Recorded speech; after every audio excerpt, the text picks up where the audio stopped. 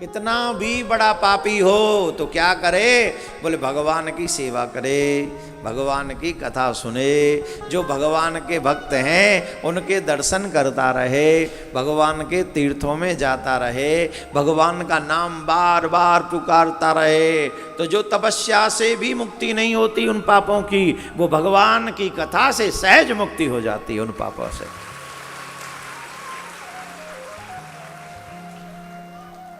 बहुत से लोग कहते हैं महाराज कथा में क्या मिलता है, परीक्षित जी तुमसे ज्यादा ज्ञानी थे, उनके गुरु जी श्री सुखदेव जी उनसे तो कई गुना ज्ञानी, उनका तो कहना ही क्या है, साक्षात भगवान थे,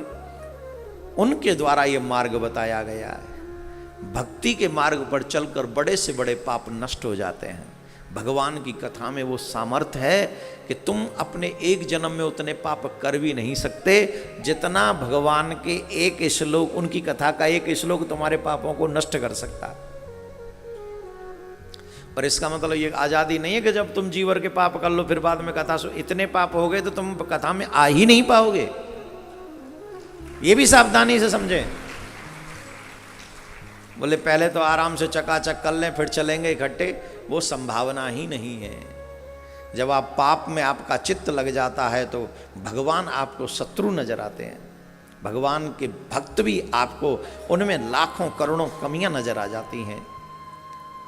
वो पाखंडी दिखते हैं, वो पता नहीं कैसे कैसे दिखते हैं फिर, है ना।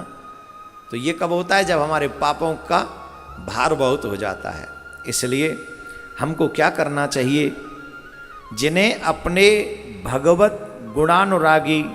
मन मधुकर को भगवान श्री कृष्ण के चरणारविंदों में, भगवान श्री कृष्ण के चरणारविंद मकरंद का एक बार पान करा दिया, उन्होंने सारे प्रायश्चित कर लिए। वे स्वप्न में भी यमराज और यमराज के दूतों की इतनी हिम्मत नहीं होती जिन्होंने एक बार भी श्री कृष्ण के चरणारविंदों का वो पद्म पराग स्पर्श किया है, एक बार भी वो सच्ची अनुभूति हुई है,